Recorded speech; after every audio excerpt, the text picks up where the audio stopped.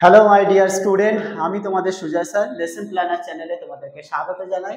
আর আজকে তোমাদের ক্লাস 10। আর ক্লাস 10-এর তোমরা জানো আমি হচ্ছে ভূগোল ক্লাস।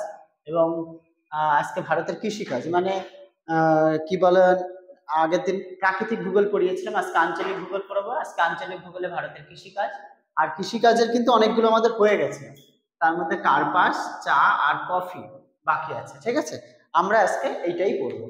প্রথমে শুরু করি আমাদের পড়া, সেটা হচ্ছে কার্পাস। ঠিক আছে, কার্পাস চাষ।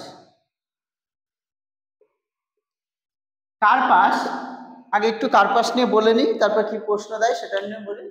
কার্পাস মানে তুলো বা কটন, এই দিয়ে আমাদের মূলত জামা প্যান্ট মানে বস্ত্র তৈরি হয়।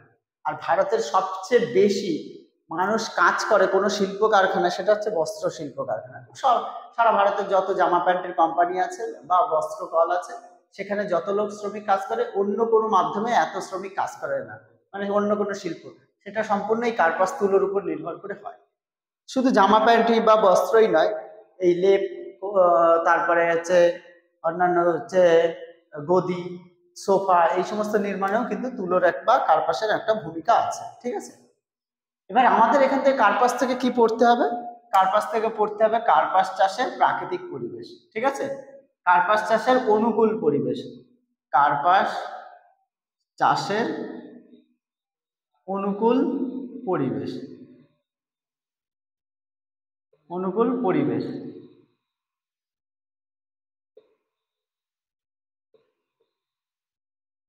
এর মধ্যে দুটো জিনিস হয়, একটা হচ্ছে পরিবেশ, তোমরা তো আমরা দেখিয়েছি, একটা প্রাকৃতিক পরিবেশ, একটা হচ্ছে আঞ্চলিক পরিবেশ হয়। ঠিক আছে, ঠিক আছে, এই দুটো পরিবেশ হয়। আমরা আগে প্রাকৃতিক পরিবেশ থেকে শুরু। কার্পাস প্রথমে উষ্ণ জলবায়ু, আমি বলে মানে আগেও পড়িয়েছি যেরকম ভাবে সেরকম ভাবে এটা পরীক্ষায় কিন্তু এটা বড় আকারে দেয়। কার্পাস চাষে অনুকূল পরিবেশ 5 মার্কের। জলবায়ু, জলবায়ুর মধ্যে তো দুটো ভাগ, উষ্ণতা এবং হচ্ছে বৃষ্টিপাত। প্রথমে কার্পাস চাষের জন্য উষ্ণতা কেমন লাগে? কার্পাস একটা উষ্ণ জলবায়ুর কিন্তু ফসল।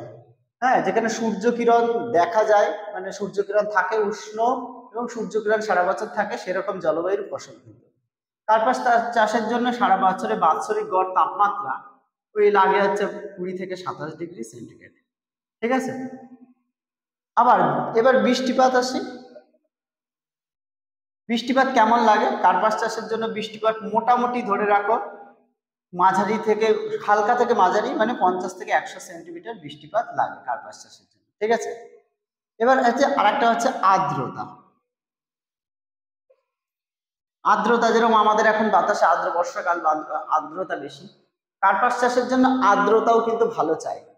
কিন্তু যখন কার্পাস রোপণ করা হচ্ছে তখন কিন্তু আর্দ্রতা ভালো চাই, কিন্তু যখন কার্পাস তুলবে তখন শুষ্ক শীতল বা হালকা মানে শীতল জলবায়ু হলে ভালো হয়। আর কার্পাস চাষের জন্য আরেকটা জিনিস বলে দিই, তুহিন। পরের পয়েন্ট হচ্ছে তুহিন। কার্পাস চাষের জন্য তুহিন মুক্ত দিবস চাই, প্রায় 200 দিন তুহিন মুক্ত দিবস চাই কার্পাস চাষের জন্য। বরফ বা এই মানে যেরকম বরফ ক্ষতি করে, সেরকম তুহিন পড়লে কার্পাস চাষে কিন্তু, ওই জন্য রৌদ্র উজ্জ্বল বা সূর্যকিরণ উজ্জ্বল উষ্ণ জলবায়ু কার্পাস চাষের পক্ষে ভালো। সেইটা তুহিন মুক্ত দিবস চাই কার্পাস চাষের জন্য। তুহিন থাকলে কিন্তু কার্পাস ভালো হবে না।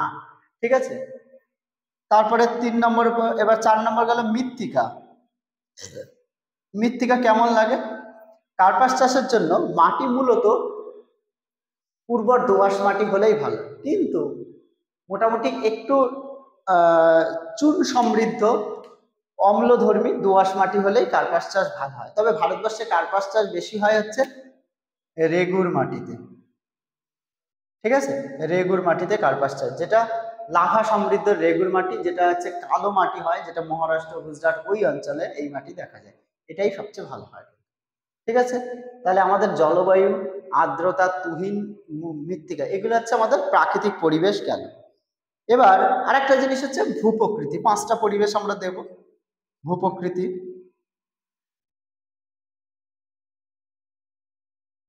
কার্পাস এর গাছের গোড়ায় যদি জল জমে থাকে তাহলে কার্পাস ভালো হয় না, সেই জন্য ভূপ্রকৃতিটা কি হবে? যাতে জল না জমে সেই রকম ভূমিরূপ, মানে একটু ঢালু ভূমিরূপ হলে কার্পাস চাষ কিন্তু উন্নত হয়। ঠিক আছে, তাহলে আমাদের জলবায়ু, আর্দ্রতা, তুহিন, মৃত্তিকা, এগুলো হচ্ছে কার্পাস চাষে প্রাকৃতিক পরিবেশ। এবার আঞ্চলিক পরিবেশে যাই। সবার আগে আঞ্চলিক পরিবেশে লাগে শ্রমিক। কারণ কার্পাসের যে গুটি পোকা, মানে গুটি যে পাকবে, সেই পাকার ফলে যে গুটিগুলো তৈরি হলো পরিপক্ক, সেই গুটিগুলো বাছা ঝাড়াই, এবং কার্পাস গাছে যখন চাষ হচ্ছে তখন ওই আগাছাগুলো জমে। সেই আগাছাগুলো যখন জমে, সেই আগাছাগুলোকে আমরা নিরানো বা আগাছাগুলোকে সেরে দেওয়া, সেগুলোর জন্য দক্ষ অদক্ষ শ্রমিক লাগবে। অদক্ষ শ্রমিক এখানে হলে গুটি পোকা বা গুটি পাকা বা গুটি যে পাকা যে ফলটা, সেই ফলের থেকে বাছাই করে তুলো বের করা, তাছাড়াও আমাদের আঁশ ছাড়ানো, সেগুলোর জন্য কিন্তু দক্ষ অদক্ষ শ্রমিক লাগবে। ঠিক আছে, জলসেচ, যদি কোনো বছর জলসেচ ঠিকঠাক করে না হয়, বৃষ্টিপাত ধরো 50 থেকে 100 সেন্টিমিটার বৃষ্টিপাত হলো না, তখন কিন্তু জলসেচ কিন্তু লাগবে। ঠিক আছে, 3 নম্বর পয়েন্ট হচ্ছে কারখানা। এই মূলধন, মূলধন কি? কার্পাসের তো একটা বড় বাগান, মানে চাষ করার যে মাঠ, সেই কার্পাসের মাঠ বা জমি কেনা, সেই জমি কেনার থেকে শুরু করে কার্পাস গাছ লাগানো থেকে শুরু করে তারপরে সেগুলো মালপত্র নিয়ে যাওয়া, বাজার পর্যন্ত করা, এই জন্য প্রচুর পরিমাণে কিন্তু মূলধন একটা ইনভেস্ট করতেই হবে তোমাকে। ঠিক আছে, তাছাড়া বীজ কেনা, এগুলো তো আছেই। বলছে কারখানা, কার্পাস তো মূলত খায় না, কার্পাসটা মূলত কি করে, ওই যে সুতো বানায়, জামা কাপড় তৈরি করে। তার জন্য কার্পাস যেখানে চাষ হয় তার আশেপাশে কারখানাটা হওয়াটা বাঞ্ছনীয়, নাহলে কিন্তু এর কোনো ভ্যালু হবে না। মানে এই যে কার্পাস যেখানে তৈরি হচ্ছে তার কোনো ভ্যালু হবে না। কারখানা একটা হওয়া চাই, যে কারখানায় সুতোগুলো নিয়ে, তুলোগুলো নিয়ে সেখানে বাছাই ঝাড়াই হয়ে সেখানে থেকে সুতো বের করা হোক বা তুলোকে বেঁধে অন্য জায়গায় প্রডিউস করা হোক, সেগুলো করতে হবে। এই কারখানা থাকতেই হবে কিন্তু। ঠিক আছে, এই হচ্ছে কার্পাস চাষ। ঠিক আছে, কার্পাস চাষে ভারত পৃথিবী ভারত পৃথিবীতে সেকেন্ড। কার্পাস চাষে ভারত পৃথিবীতে সেকেন্ড। ফার্স্ট হচ্ছে চীন, তাহলে ভারত কত? সেকেন্ড, ফার্স্ট হচ্ছে চীন। ভারতের মধ্যে কোন কোন রাজ্য কার্পাস চাষ ভালো করে? গুজরাট প্রথম, গুজরাটের বরোদা, সুরেন্দ্রনগর, ব্রোচ, এই সমস্ত জায়গায় কার্পাস চাষ ভালো হয়, কারণ ওখানে ওই রেগুট জাতীয় মাটি ভালো আছে। 2 নম্বরে হচ্ছে মহারাষ্ট্র, কার্পাস চাষে এরা উন্নত। নাগপুর, মানে বিদর্ভের দিকটা, নাগপুর, জলগাঁও, তারপরে আছে ওয়ার্ধা, এই সমস্ত অমরাবতী, এই সমস্ত জায়গায় কার্পাস চাষ কিন্তু ভালো হয়। 3 নম্বর আছে অন্ধ্রপ্রদেশের গুন্টুর, কর্নাল, এই সমস্ত জায়গা কিন্তু কার্পাস চাষ ভালো হয়। ঠিক আছে, আর কার্পাস থেকে আমাদের কিন্তু বড় একটা ইন্ডাস্ট্রি চলে, এবং ভারতের বেশিরভাগ মানুষ কোনো ইন্ডাস্ট্রিতে কাজ করলে কার্পাস থেকে হয়, কার্পাস বস্ত্র হয়। এই হচ্ছে ভারতের কার্পাস। আরেকটা জিনিস দেখা যাচ্ছে কার্পাস গবেষণাগার, মহারাষ্ট্রের নাগপুর, কার্পাস গবেষণাগার মহারাষ্ট্রের নাগপুর। ঠিক আছে, এই হলো কার্পাস। ঠিক আছে, এবার আমরা চলে আসি হচ্ছে কার্পাসের পরে, আমরা কার্পাস হয়ে গেলে আমরা পড়বো হচ্ছে চা। ঠিক আছে, আমি এইগুলো শুধু মুছে দিয়ে তাড়াতাড়ি করার চেষ্টা করব তোমাদের।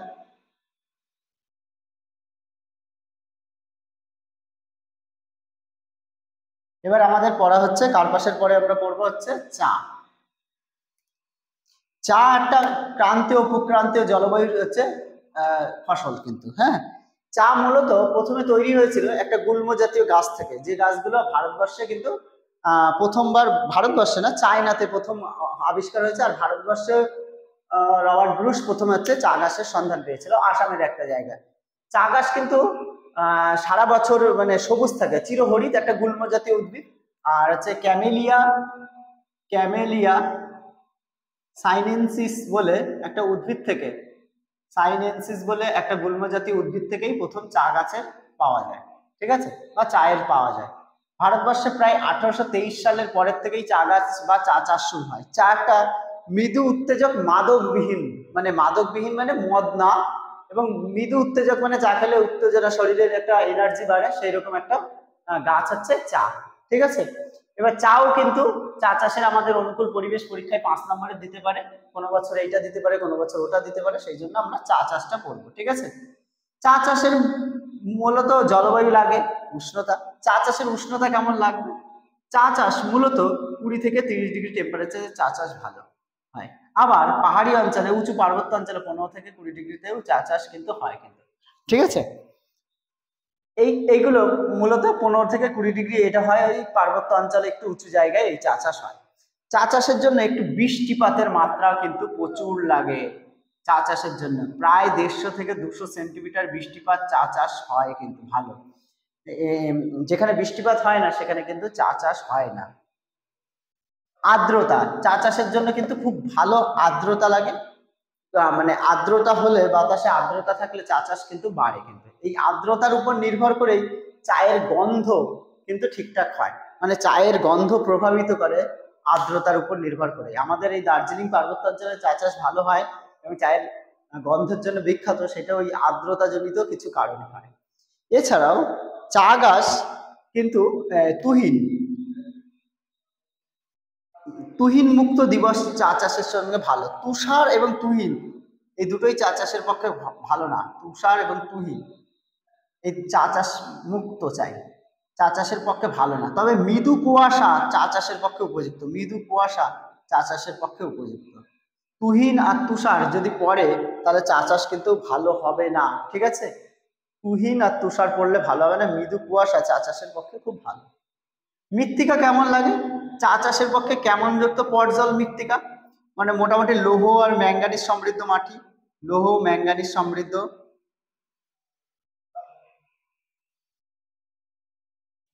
লৌহ আর ম্যাঙ্গানিজ সমৃদ্ধ মাটি, উর্বর দোআঁশ মাটি চা চাষের পক্ষে ভালো।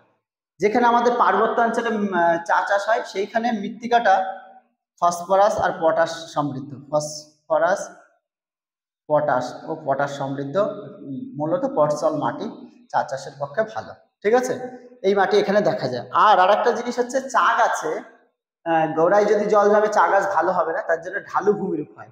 মূলত চা চাষটা 1000 থেকে 2000 মিটার উচ্চতায় চা চাষটা ভালো হয়, উচ্চতায় ভালো হয়। আর একটা চা গাছের সঙ্গে আরেকটা জিনিস লাগে হচ্ছে ছায়া গাছ, ছায়া বৃক্ষ। আসলে চা গাছ অতিরিক্ত তাপ বেশি, এই যে বললাম 20 থেকে 30 ডিগ্রি বা 15 থেকে 20 ডিগ্রি তাপ হলে ভালো হয়, কিন্তু অতিরিক্ত তাপ হয়ে গেলে আবার চা চাষের ক্ষতি হয়। সেই জন্য একটা ছায়া বৃক্ষ, মানে চা গাছের মাঝখানে মাঝখানে একটা ছায়া গাছ কিন্তু লাগবে। ঠিক আছে, এই হচ্ছে চা গাছের প্রাকৃতিক পরিবেশ। উষ্ণতা, বৃষ্টিপাত, আর্দ্রতা অবশ্যই দরকার। তুহিন, তুষার আর তুহিন লাগবে না, তবে মৃদু কুয়াশা চা চাষের পক্ষে ভালো। আর এই আর্দ্রতার জন্যই চা গাছের কিন্তু সুগন্ধ। আমি যেটা বললাম, মৃত্তিকা লৌহ সমৃদ্ধ ম্যাঙ্গানিজ জাতীয় দোআঁশ মাটি লাগবে, ফসফরাস পটাশ জাতীয় পার্বত্য মাটিতেও চা চাষ খুব ভালো হয়, ভূপ্রকৃতি এরকম হলে ভালো হয়। এবার আঞ্চলিক কারণে কি কি কারণে চা চাষ হয়? শ্রমিক লাগবে, শ্রমিক লাগবেই, কারণ চা গাছ প্রথমে পোতা থেকে শুরু করে জমি তৈরি করা, কর্ষণ করা, চা গাছের পাতা তোলা, সেটাকে বাছাই করা, মাড়াই করা, কারখানায় নিয়ে যাওয়া, সবকিছুর জন্য শ্রমিক লাগবে। বিশেষত চা গাছে কাজ করে সবই মহিলা শ্রমিক, 70%। আর এই মহিলা শ্রমিকদের রাই মূলত চা পাতা তোলা থেকে ঝাড়াই করে। আর এদের জন্যই চা গাছের চায়ের এত সুগন্ধ। জলসেচ ব্যবস্থা লাগে অনেক সময় ফোয়ারা পদ্ধতিতে। আমি ডুয়ার্সের জঙ্গল বা ডুয়ার্সের যে চা গাছগুলো হয় ঢাল একটু, কিন্তু বৃষ্টিপাত কম হলে অনেক সময় ফোয়ারা পদ্ধতিতে জলসেচ করে। মূলধন লাগবে, কারণ চা প্রথমেই তুমি চা গাছ লাগালেই চা পাবে না, 2 বছর 3 বছর ওয়েট করতে হবে। সেই জন্য এত হিউজ অ্যামাউন্ট খরচ, সেটা প্রথমেই আগে ইনভেস্ট করতে হবে। চা বাগানগুলো বড় বড় হয়, শ্রমিকদের বেতন থেকে শুরু করে, শ্রমিকদের অন্যান্য সুবিধা থেকে শুরু করে এই সমস্ত করা, এবং চা পাতা, চা গাছ বসানো থেকে শুরু করে প্রচুর খরচ আছে, কিন্তু প্রচুর মূলধন লাগবে। ঠিক আছে, এই জন্য চা বাগানের মাঝখানে কিন্তু একটা কারখানা লাগবে, কারণ ওই যে চা গাছের পাতা মাড়াই ঝাড়াই থেকে শুরু করে প্যাকেজিং, শুকনো করে সমস্ত কিছু চা বাগানের কাছেই কারখানা হতে হবে। আবার মাল পরিবহন ব্যবস্থা খুব ভালো হতে হবে, কারণ চা তো রপ্তানি বেশি হয়, আমাদের অর্থকরী ফসল। পরিবহন ব্যবস্থা ভালো লাগবে, যোগাযোগের মাধ্যমে চা গাছের নিয়ে যেতে হবে। চা তৈরি হয়ে গেলে সেগুলো প্যাকেজিং করে নিয়ে গিয়ে সেগুলো বিদেশে রপ্তানি করতে হবে। কলকাতা বন্দর থেকে এবং হলদিয়া বন্দর থেকে সবচেয়ে বিদেশে চা যায় আমাদের এখানে।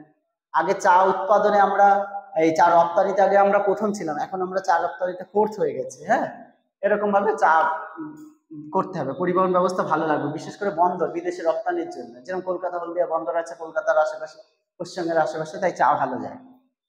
এটা গেল। আর একটা হচ্ছে চা নিলাম কেন্দ্র চাই, চা নিলাম কেন্দ্র একটা চাই কিন্তু, হ্যাঁ, যেরকম আমাদের এখানে শিলিগুড়ি জলপাইগুড়িতে চা নিলাম কেন্দ্র আছে, আবার আসামের গুয়াহাটিতে আছে চা নিলাম কেন্দ্র, টি বোর্ড আছে, ঠিক আছে, এগুলো আমাদের দরকার, এগুলো প্রাকৃতিক পরিবেশ। এবার চা উৎপাদনে ভারত কত এখন? সেকেন্ড, কিন্তু রপ্তানিতে কত? চতুর্থ, ঠিক আছে। চা উৎপাদনে ফার্স্ট হচ্ছে আসাম, আসামকে ভালো হয় ভারতের চা রাজ্য, 52% চা হয় ভারতের আসামে, ঠিক আছে। আসামের কোন জায়গায়? যেগুলো বরাক উপত্যকা, বরাক উপত্যকা মানে শিলচর করিমগঞ্জের দিক, আর আছে ব্রহ্মপুত্র ভ্যালি অঞ্চল, যেগুলো ডিব্রুগড়, দারাং, হ্যাঁ, এই সমস্ত লখিমপুর, এই সমস্ত জায়গায় কিন্তু আসামে চা ভালো হয়। পশ্চিমবঙ্গের কোথায় হয়? পশ্চিমবঙ্গে চা উৎপাদনে হচ্ছে সেকেন্ড, প্রায় 27% মতো চা হয় পশ্চিমবঙ্গে।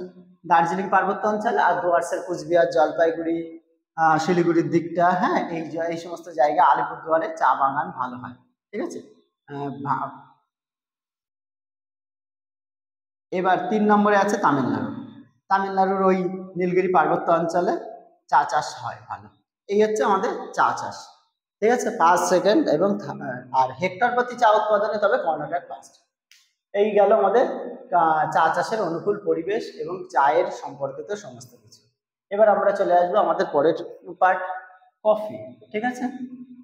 এখানে আবার এইটুকু মুছে দিলাম আমরা, মানে তাড়াতাড়ি করার জন্য।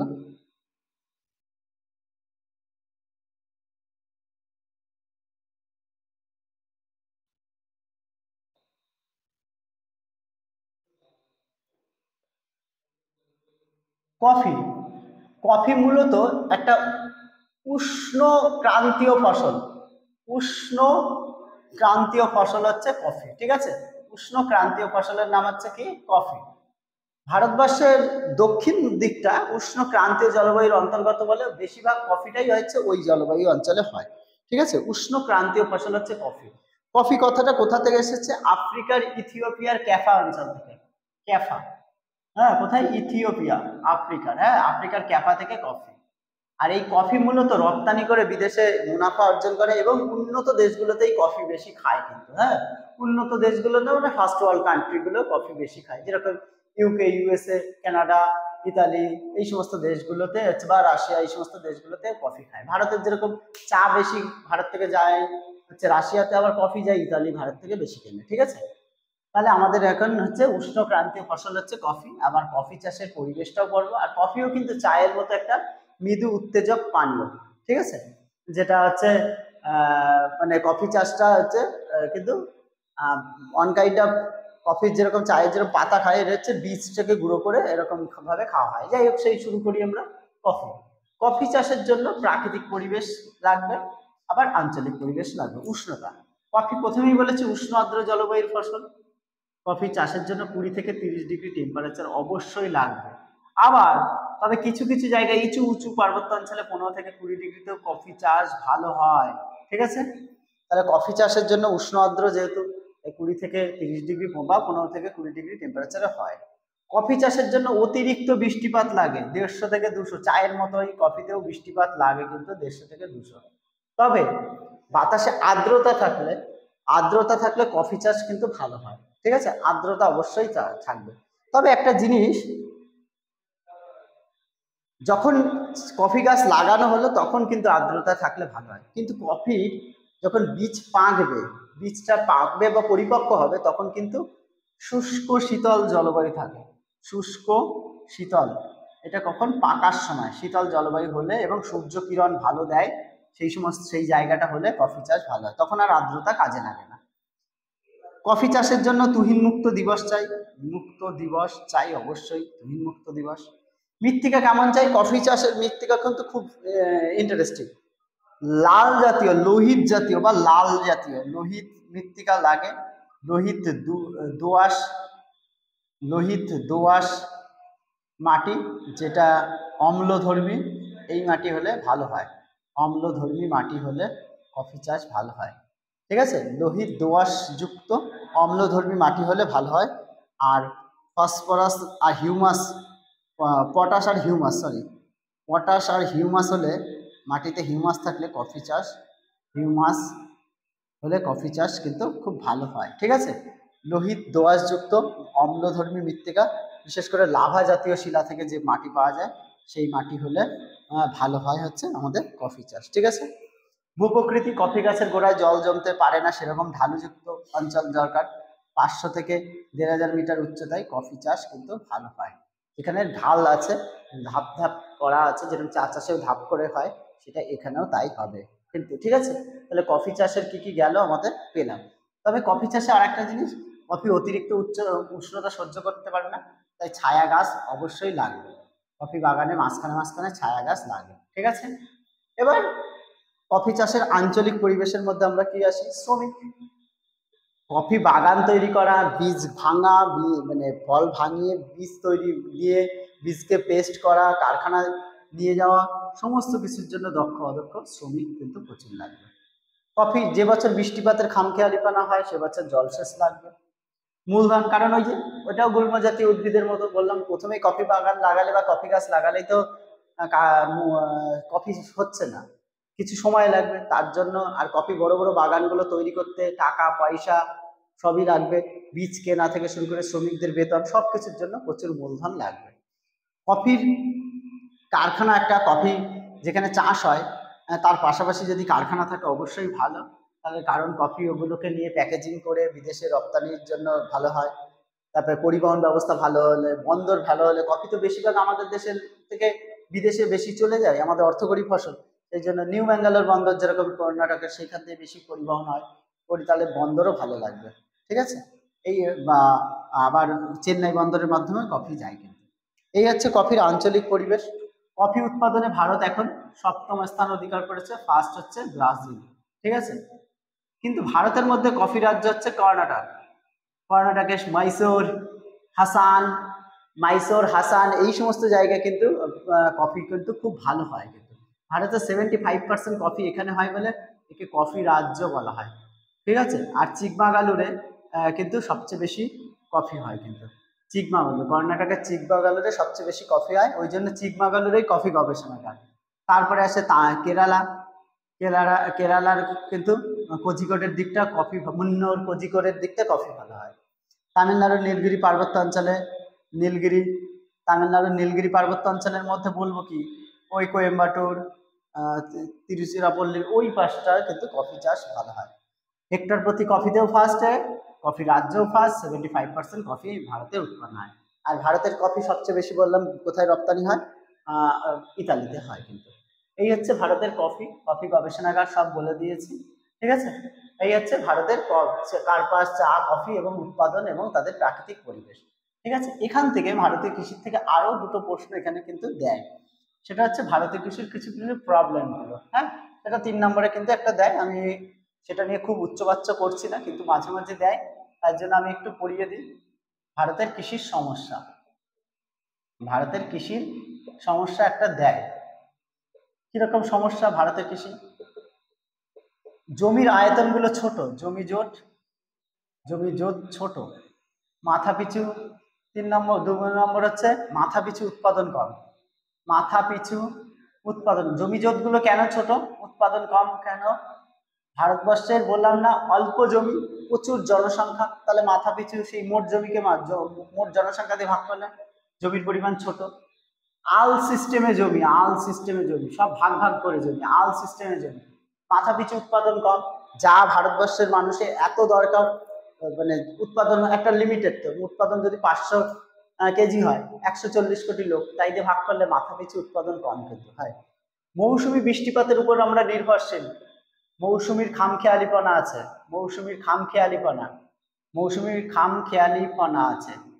ঠিক আছে, মৌসুমী বৃষ্টিপাতের খামখেয়ালিপনা, কোনো বছর আগে পরে আসে, তার জন্য আমাদের সমস্যা হয়, দেখা দেয়।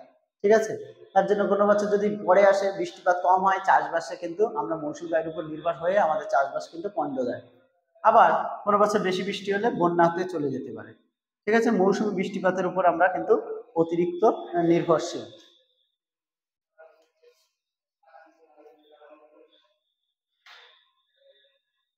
জলসেচের সমস্যা দেখা দেয়। ভারতবর্ষের যত জমি আছে তার 33% জমি হচ্ছে জলসেচ হয়, আর বাকি জমিতে জলসেচ হয় না, মানে বাকি জমিতে একবারই ফসল হয়। এই গেল।